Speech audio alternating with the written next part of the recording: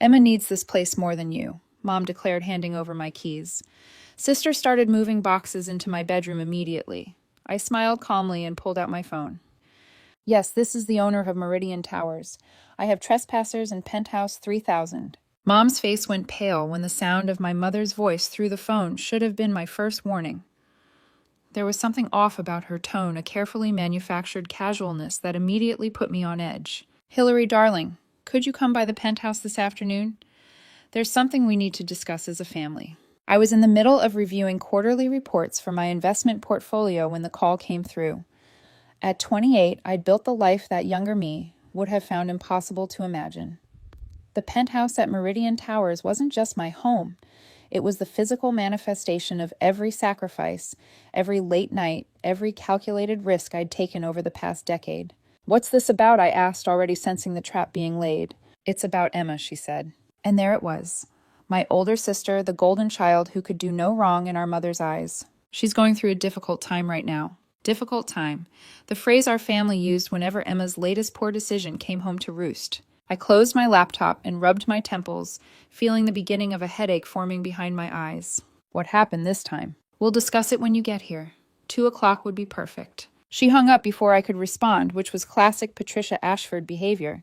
My mother had perfected the art of issuing commands disguised as requests somewhere around the time I turned 16. Traffic was mercifully light as I drove from my downtown office to Meridian Towers. The building rose 47 stories above the Chicago skyline, all glass and steel and architectural ambition. I'd purchased the penthouse 3 years ago, paying cash after a particularly successful investment in a biotech startup. The look on the realtor's face when I'd written that check remained one of my favorite memories. Security waved me through with their usual professional courtesy. Miguel, the afternoon doorman, gave me a concerned look as I passed. Miss Ashford, your family arrived about an hour ago. They had some moving equipment with them. My blood turned to ice. Moving equipment. Your mother said you'd authorized it. She had keys. I'd given my mother a spare set 2 years ago, back when we still had something resembling a normal relationship. Back before I'd realized that every kind gesture, every moment of vulnerability, would eventually be weaponized against me. The elevator ride to the 47th floor took exactly 53 seconds. I know because I counted every single one, my mind racing through possibilities and worst-case scenarios. When the doors opened directly into my private foyer, I could hear voices coming from inside the penthouse. Emma's voice, high and entitled. The master bedroom has the best light. I want that one. My mother's voice, soothing and accommodating. Of course, sweetheart. Whatever you need. I walked into my home to find it transformed into something unrecognizable. Cardboard boxes littered the marble floors of my entryway. 2 men in moving company uniforms were carrying my custom Italian sofa out the door. In the living room, Emma stood with her hands on her hips, surveying the space like a general planning a campaign. She'd gained weight since I'd last seen her at Christmas, her face puffy and her clothes hanging awkwardly on her frame. Her hair, once her pride and joy, looked limp and unwashed, but it was her eyes that caught my attention. They had the same calculating gleam I remembered from childhood, from every time she'd managed to manipulate our parents into giving her something that was rightfully mine. Hillary. My mother emerged from the kitchen, all false warmth and theatrical smiles. She wore one of her expensive St. John knit suits, the kind she reserved for important occasions. Thank goodness you're here. We have so much to discuss. What I said, slowly fighting to keep my voice level, is happening in my home. Emma turned to face me, and I saw tears forming in her eyes. Real or manufactured, I couldn't tell anymore. Hill, I'm in such a terrible situation. Trevor left me. Trevor was her husband of 6 years, an investment banker she'd met at some charity gala. I'd always thought he was a pretentious bore, but he'd had money and status, which was all Emma seemed to care about. I'm sorry to hear that, I said carefully, but that doesn't explain why you're in my penthouse with a moving crew. My mother stepped forward, placing herself between us in that protective way she'd always done when Emma faced consequences. Your sister is going through a divorce. Trevor emptied their bank accounts and disappeared to Singapore. She lost the house, Hillary. She has nowhere to go. She can stay with you, I said flatly. You have a 6-bedroom house in Wilmette. Your father and I are doing renovations, my mother said, which was such an obvious lie that I almost laughed. Besides, you have this enormous place all to yourself. It's selfish to keep all this space when your sister is in crisis. The word selfish hung in the air like a grenade. It was one of my mother's favorite weapons deployed whenever I failed to sacrifice myself on the altar of Emma's needs. "This is my home," I said. "I bought it. I own it." "Family takes care of family," my mother replied, her voice taking on that sharp edge that meant her patience was wearing thin. "Emma needs stability right now. She needs support. You of all people should understand what it's like to struggle." The implication being that Emma had supported me during my struggles, which was a revisionist history so absurd it took my breath away. Emma had never supported anything in her life except her own interests. "How long?" I asked. Emma's tears dried up remarkably fast. "Just until I get back on my feet. 6 months, maybe a year." "Absolutely not." Hillary Rebecca Ashford. My mother's voice could have frozen fire. "Your sister needs this place more than you do. You're always working anyway. You barely spend time here. What difference does it make if Emma stays for a while?" "The difference is that it's mine," I said, hating how my voice sounded like a petulant child's. "I worked for this. I earned it." "You've always been so selfish," Emma said, her voice taking on that whining quality that used to drive me insane when we were kids. "Even when we were growing up, you never wanted to share anything. Remember your birthday parties? You'd throw fits if I got any attention." This was such a complete inversion of reality that I felt dizzy. Emma had thrown tantrums at every single one of my birthday parties, demanding presents and attention until the day stopped being about me entirely. By the time I turned 12, I'd stopped having birthday parties altogether. "Get out," I said quietly. "Excuse me." My mother's face flushed red. "Get out of my home, now." Emma's face crumpled. "You're really going to throw me out on the street? Your own sister." "You're not on the street," I said. "You can stay with Mom and Dad during their imaginary renovations." My mother pulled out her phone, and I watched with growing dread as she pulled something up on the screen. "Before you make any rash decisions, you should know that I've already called the family. Everyone agrees that you're being unreasonable. Aunt Margaret thinks you're having some kind of breakdown. Uncle Richard says you've always had trouble with family loyalty." The family. My mother's ultimate weapon. The court of public opinion presided over by relatives who'd never liked me much anyway. In the Ashford family hierarchy, Emma was the beloved princess, and I was the difficult one, the troublemaker, the black sheep who had the audacity to make something of herself without their help. "I don't care what they think," I said, but my voice wavered. "Of course you don't," my mother said coldly. "You've never cared about anyone but yourself. That's why you're alone, Hillary. That's why you're 28 years old, living in this sterile apartment with no husband, no children, nothing but your precious career." The words hit like physical blows. Every insecurity, every late-night fear about ending up alone crystallized in that moment. "Mom," I whispered, "please don't do this." "Emma needs this place more than you," my mother declared, reaching into her purse. She pulled out my spare keys and held them up. "She's moving in. You can stay with us for a while, or you can find somewhere else. But your sister is staying here." She pressed the keys into Emma's hand with the finality of a judge's gavel. Emma clutched them like they were made of gold, a triumphant smile playing at the corners of her mouth. The moving men returned for another load. I watched them pick up my grandmother's antique writing desk, the one piece of furniture I'd fought to inherit after she died. Emma had wanted it too, but for once Grandma's will had been specific and ironclad. "Careful with that," Emma called out.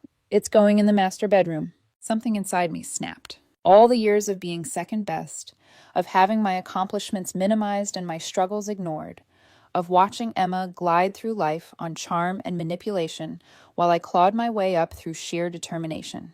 It all crystallized into diamond-hard clarity. I pulled out my phone with hands that were perfectly steady. "What are you doing?" my mother demanded. I held up one finger for silence and dialed. The call was answered on the second ring. "Meridian Security, this is Daniel speaking." "Yes, this is Hillary Ashford, the owner of Penthouse 3000. I have trespassers in my unit who are refusing to leave. I need security to escort them out immediately." My mother's face went from red to white in the span of a heartbeat. "Hillary, hang up that phone right now. The trespassers are currently removing my property without authorization," I continued calmly. "Please bring the police if necessary. I'll wait." "We'll be right up, Ms. Ashford. We're contacting CPD now." I ended the call and looked at my mother. Really looked at her, maybe for the first time in years. I saw a woman who'd built her identity around her children, who'd chosen favorites early and never wavered, who'd spent 3 decades enabling one daughter while undermining the other. The next 15 minutes passed in tense silence. Emma tried to speak several times, but I simply held up my hand. The moving men stood awkwardly by the door, unsure whether to continue or wait. My mother paced the living room, her phone pressed to her ear, as she made frantic calls to relatives. Finally, the elevator dinged. 3 security officers emerged along with Miguel from the front desk. Behind them stood 2 Chicago police officers. Miss Ashford, the lead security officer, asked, "You reported trespassers?" "Yes," I said. "These individuals entered my home without permission and are attempting to move their belongings into my residence. They've also taken some of my property and were in the process of removing more when I arrived." "You don't own this place," Emma said suddenly, her voice rising with panic. "Mom said it was a rental. She said you'd been exaggerating about buying it." "I own it outright," I said, calmly turning to the officers. "My name is on the deed. I paid $3.2 million for it in cash 3 years ago." One of the police officers stepped forward, his hand resting casually on his belt. "Ma'am, do you have documentation showing this is your residence?" I pulled out my phone and showed him the deed documentation I kept in my digital files, along with my driver's license showing the address. He examined both carefully, then turned to my mother and Emma. "Do either of you have documentation showing you have a right to be here?" My mother drew herself up to her full height. "I'm her mother. She gave me keys." "Having keys doesn't constitute legal residency," the officer said. "Ma'am, I'm going to need you and your companion to gather your belongings and leave the premises." "This is outrageous," my mother sputtered. "This is a family matter. You have no right to interfere." "This is a trespassing matter," the officer corrected. "You can leave voluntarily, or we can arrest you for criminal trespass and theft. Your choice." Emma started crying again, this time with genuine distress. "But please, I have nowhere to go. Trevor took everything. I'll be homeless." Part of me wanted to cave. That little girl who'd spent her whole childhood trying to earn her mother's love stirred somewhere deep in my chest. But I looked at Emma's designer handbag still sporting the tags and at my mother's expensive jewelry, and I felt that softness harden into something unbreakable. "You should have thought of that before you tried to steal my home," I said. The officers escorted them out, along with the moving men. I stood in my ransacked living room, surrounded by the detritus of Emma's aborted invasion, and felt something shift inside me. The keys lay on the floor where Emma had dropped them in her haste to leave. My phone started ringing almost immediately. Aunt Margaret, then Uncle Richard, then Cousin Jennifer. I declined every call and began blocking numbers. If they wanted Emma's version of events so badly, they could have it without my participation. It took me 3 days to restore my penthouse to its former state. The moving company, faced with security footage and police documentation, returned everything they'd taken without argument. I had all the locks changed and installed a comprehensive security system that required biometric identification. The family's reaction was predictable. I was labeled cruel, heartless, selfish, every negative adjective in the book. My mother sent a 4-page letter detailing all the ways I disappointed her over the years, concluding that she had no daughter anymore. Emma posted on social media about her cruel sister, who had left her homeless, carefully editing out the parts about trying to steal my home. I should have felt guilty. Some part of me expected to feel guilty. Instead, I felt free. 2 weeks after the confrontation, my lawyer called with interesting news. Trevor hadn't actually emptied Emma's bank accounts and fled to Singapore. He'd filed for divorce, citing Emma's serial infidelity and her habit of running up credit card debt on his accounts. She'd been served papers 2 months ago. The house they'd lost had been in his name, only purchased before the marriage, and she had no legal claim to it. In other words, Emma's tale of woe had been largely fabricated. She'd wanted my penthouse because she couldn't afford anything comparable on her own. My lawyer also discovered that my mother had been telling relatives I was mentally unstable, and that Emma needed to stage an intervention by moving in to keep an eye on me. The whole thing had been orchestrated weeks in advance. I thought about calling my mother to confront her with this information. I even drafted the email multiple times, but eventually I realized that it didn't matter. She would never admit to the manipulation. She would find some way to twist it to make herself the victim and me the villain. What I didn't expect was the domino effect that followed. Aunt Margaret, who'd been so quick to condemn me, called 3 weeks after the incident. Her voice was stiff, formal, like she was reading from a prepared script. "Hillary, I owe you an apology. Your cousin David told me what really happened. He spoke to Trevor. David was Aunt Margaret's youngest son, a corporate attorney, who'd always treated me with distant but genuine respect. Apparently, Trevor had reached out to him for divorce advice, and the truth had come spilling out. Emma has been telling people you threw her out for no reason." Aunt Margaret continued. "She said you were having psychological issues and couldn't handle having family around. Your mother corroborated the story." "Of course she did," I said, surprised by how little anger I felt. It was more like hearing about weather patterns in a distant country. Interesting, but ultimately irrelevant to my daily life. I should have called you first. I should have asked for your side. I'm ashamed of myself. The apology felt genuine, but I found myself unmoved by it. Thank you for calling, Aunt Margaret. I appreciate it. There was a long pause. Are you all right, Hillary? You sound different. I am different, I said. I'm better. After we hung up, I sat with that truth. I was better. The constant anxiety about family approval had evaporated. The pit in my stomach that appeared whenever my phone rang with my mother's number was gone. I'd stopped having the recurring nightmare where I was trapped in my childhood bedroom, the walls closing in. My therapist, Dr. Reeves, had warned me this might happen. When you set boundaries with family members who've never respected them, she'd said during one of our sessions you might find that the relationship can't survive, and that's okay. Grief doesn't only come from death. It comes from recognizing that the relationship you wanted was never actually possible. I'd started therapy a month after the penthouse incident, initially thinking I needed help processing the confrontation. Instead, Dr. Reeves had helped me see patterns stretching back to childhood. The way Emma's tantrums always resulted in her getting what she wanted. How my accomplishments were met with lukewarm praise while Emma's mediocre efforts earned standing ovations. The subtle ways I'd been trained to make myself smaller, quieter, less demanding. Your mother has what we call a fixed favorite doctor, Reeves had explained. Some parents have the capacity to love all their children, equally adjusting their support based on individual needs. Others choose a favorite early and organize the entire family system around that person. Everyone else becomes a supporting character in that child's story. The observation had hit like a physical blow. I'd spent 32 years being a supporting character in Emma's narrative. But therapy also uncovered something else. Memories I'd buried because they were too painful to examine. I remembered being 7 years old, winning a regional spelling bee. My parents had been in the audience, but when I looked for them during the celebration afterward, they were gone. They'd left early to take Emma to a birthday party she'd been invited to. My teacher had driven me home, praising my performance while I fought back tears in the back seat. I remembered being 16, getting accepted into Northwestern with a full academic scholarship. My mother's response, "That's wonderful, dear. Emma is trying out for the lead in the school play next week. We'll need to make sure we're all there to support her." I remembered being 23, landing my first major investment banking job. Emma had announced her engagement the same week, and suddenly my news was relegated to a footnote in family conversations. Hillary got some job, my mother would say dismissively. But let's talk about Emma's wedding plans. Dr. Reeves had given me homework. Write down every memory where your achievements were minimized or your needs were ignored in favor of Emma's wants. I'd filled an entire notebook. The physical evidence of a lifetime of secondary status was shocking even to me. "What do I do with this?" I'd asked, holding up the notebook during our next session. "You honor it," she'd said simply. "You acknowledge that the pain was real, that the favoritism wasn't your imagination, that you deserved better, and then you decide what kind of relationship, if any, you want with these people moving forward." The answer had crystallized slowly over weeks of reflection. I didn't want any relationship with people who saw me as an asset to be leveraged for Emma's benefit. I didn't want conditional love that evaporated the moment I prioritized my own well-being. I didn't want to spend another 30 years hoping that maybe this time they'd choose me. Meanwhile, the fallout in the family continued to unfold. Uncle Richard, who had initially called me disloyal, reached out with a stilted apology after his wife pointed out the hypocrisy.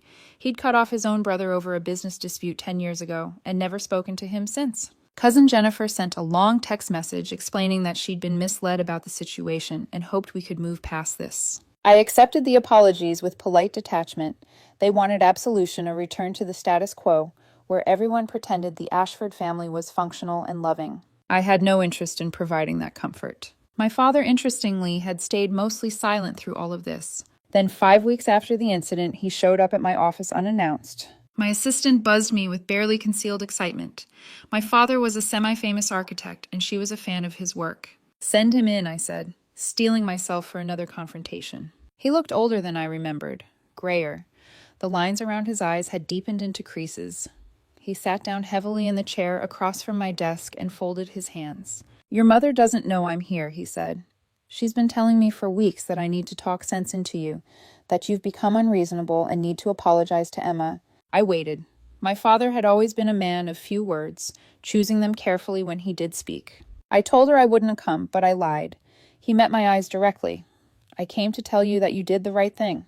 Whatever I'd been expecting, it wasn't that. "What?" "I've watched your mother enable Emma's worst impulses for 3 decades, he said quietly.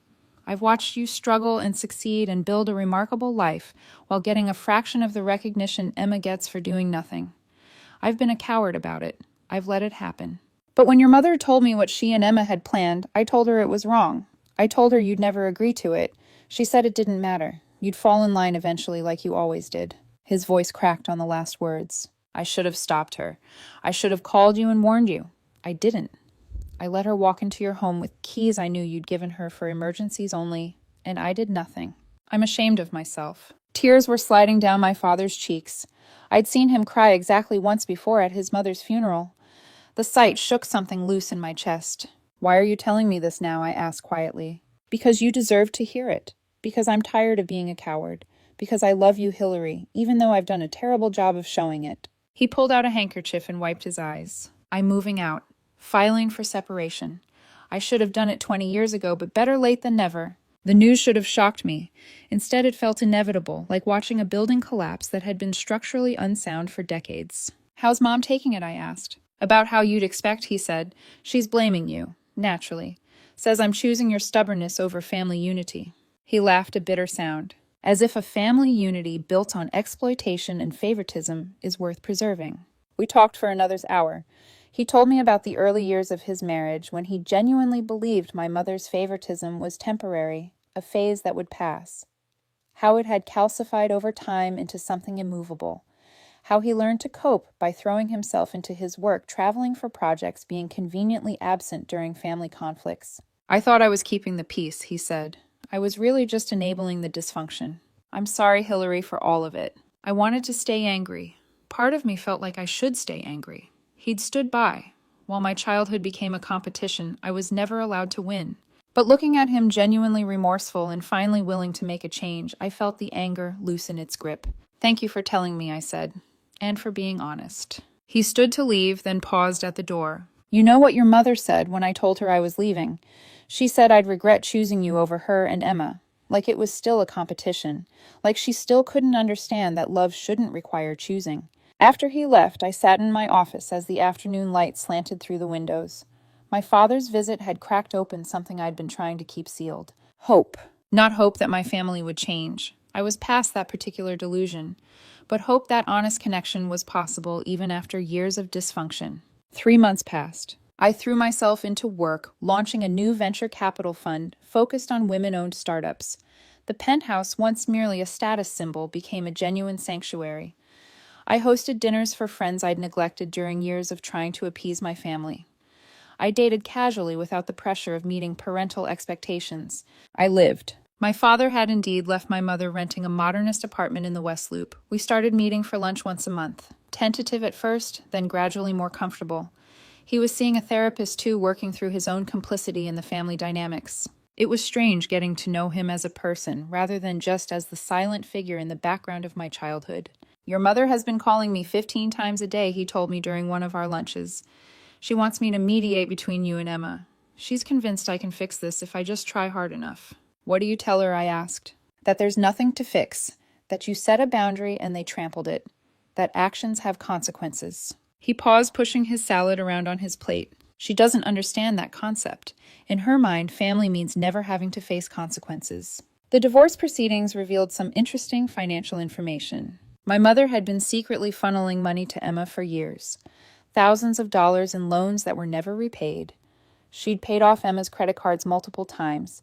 She'd even made the down payment on the house Emma had lost in the divorce, the one she'd claimed Trevor bought. Your mother enabled Emma's financial irresponsibility to the point of near bankruptcy, my father's lawyer had told him. Good thing you kept separate accounts. Emma, meanwhile, had escalated her social media campaign against me.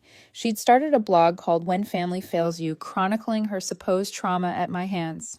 She never mentioned the attempted theft. Of course, in her version, I'd inexplicably turned on her during her darkest hour, refusing to provide temporary shelter while she recovered from abuse. The abuse angle was new and particularly insidious. Trevor had never laid a hand on her. Their divorce documents were clear on that. But Emma had discovered that playing the abuse victim garnered sympathy and support. So she'd crafted a narrative that painted her as a survivor and me as a monster who'd abandoned her. Some people believed it. I lost a few acquaintances who'd only known me superficially. But my real friends saw through it immediately. Sarah had actually confronted Emma at a mutual friend's party, calling her out so thoroughly that Emma left in tears. "She's pathological," Sarah told me afterward. "The way she lies without any hint of guilt or shame, it's disturbing. She actually seemed to believe her own story." Dr. Reeves had explained this phenomenon. Some people create alternative realities where they're always the victim. It's a defense mechanism. If Emma acknowledged what she'd actually done, attempted to steal your home, manipulated your mother into helping her lie to your entire family, she'd have to face her own culpability. That's too painful. So she rewrites history. The blog did attract one unexpected visitor. Trevor's attorney contacted me to ask if I'd be willing to provide testimony about Emma's character and behavior. Apparently, Emma was trying to claim Trevor owed her spousal support, arguing that she'd been a devoted wife who'd sacrificed her career for their marriage. The problem is, the attorney said she never had a career to sacrifice. She's worked sporadically at best, usually quitting jobs within months because she finds them beneath her. But if we can establish a pattern of manipulative behavior and fabrication, it strengthens our case that she was never the devoted wife she claims to be. I agreed to give a deposition. It felt like a small justice. Emma had tried to ruin my reputation. Now her own dishonesty would come back to haunt her in court. The deposition itself was uncomfortable. Emma's lawyer tried to paint me as vindictive, suggesting I was lying to help Trevor out of spite, but the facts were stubborn things. I had texts from Emma admitting she planned to borrow my penthouse. I had emails from my mother discussing the timing of the move-in. I had security footage from Meridian Towers showing the moving truck, and Emma directing the removal of my furniture. When Emma's lawyer tried to suggest I'd given permission and later reneged, I simply asked, why would I call the police on someone I'd given permission to be in my home? Why would I have the locks changed afterward if this was all a misunderstanding? He had no good answer. The deposition became part of the divorce record. Trevor's attorney told me later that Emma's request for spousal support was denied and she'd been ordered to pay her own legal fees due to her pattern of dishonesty with the court. It should have felt like a victory. Instead, it felt like watching a car crash in slow motion. Terrible, but inevitable. Then 6 months after the penthouse incident, Emma showed up at my office. Then on a Friday evening in June, my doorman called up to announce a visitor. "There's a Mr. Trevor Henley here to see you, Miss Ashford." Should I send him up? Emma's soon-to-be ex-husband. Curiosity overcame caution. "Please do." Trevor looked better than I remembered. Less stiff, more relaxed, like he'd shed an uncomfortable costume. He accepted my offer of whiskey and settled into one of my restored Italian chairs. "I owe you an apology," he said without preamble. "I should have warned you what Emma was planning." "You knew. She told me she was going to borrow your penthouse while you were away on business. She'd convinced your mother to help her." "I told her it was insane that you'd never agree to it. That's actually what triggered our final argument." He took a long drink, organizing his thoughts. "Emma has always been good at making people do what she wants. Your mother enables it. Your father ignores it. The rest of the family rewards it because it's easier than holding her accountable. But I couldn't do it anymore. The debt, the lies, the constant drama. I was drowning in it." "Why are you telling me this?" I asked. "Because you deserve to know the truth, and because Emma is telling everyone you ruined her life. She's playing the victim so convincingly that people are believing her. I wanted you to know that at least one person sees through it." After Trevor left, I sat in my living room watching the sunset over the Chicago skyline. The city stretched out below me in all its sprawling complexity. Millions of lives intersecting and diverging in patterns too intricate to fully comprehend. My phone buzzed with a text from an unknown number. Against my better judgment, I opened it. It was from Emma. "I hope you're happy. I'm living in a studio apartment in a terrible neighborhood. I can barely afford food, but I guess that doesn't matter to you. You got to keep your precious penthouse. I hope it keeps you warm at night, since you'll always be alone." I stared at the message for a long time. The old Hillary would have felt guilty, would have second-guessed her decision, would have wondered if family loyalty should trump self-preservation. But I wasn't that person anymore. I blocked the number and poured myself a glass of wine. Through the floor-to-ceiling windows, Chicago glittered like a jewelry box spilled across black velvet. My home, my space, my life. 6 months after the initial confrontation at my penthouse, I was featured in Forbes for my venture capital work. The article mentioned my penthouse, including a photo of me standing in the living room. It was captioned "Hillary Ashford in her Chicago penthouse where she hosts monthly networking dinners for female entrepreneurs." My mother's best friend called it to her attention. I know because Aunt Margaret's daughter told me with barely concealed glee that my mother had locked herself in her bedroom for an entire day after seeing the article. Emma tried to reconnect through a series of increasingly desperate emails. She'd found a job, she said. She was in therapy. She understood now why I'd been angry. Could we possibly reconcile for family? I never responded. Some bridges once burned should stay that way. The strangest part was how little I missed them. I'd spent so many years believing that family was everything, that blood ties meant you owed people your loyalty regardless of how they treated you.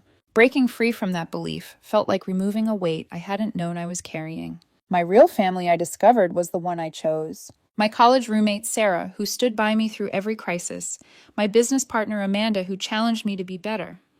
My friend group of ambitious, complicated, imperfect women who supported each other without keeping score. These were the people I invited into my home. These were the relationships I nurtured and protected. These were the connections built on mutual respect rather than obligation. A year after the incident, I ran into Emma at a charity gala. She was there as someone's plus one, wearing a dress that was slightly too tight and shoes that had seen better days. When she saw me across the room, her face went through a rapid series of expressions: recognition, hope, fear, resentment. I smiled politely and turned back to my conversation. There was nothing left to say. Later, a mutual acquaintance who didn't know about our estrangement tried to bring us together. Emma, you must be so proud of your sister. Her fund just closed a $50 million round. Emma's smile was brittle. Yes, well, Hillary has always been very focused on her career. The implication being that I'd sacrificed everything meaningful for professional success.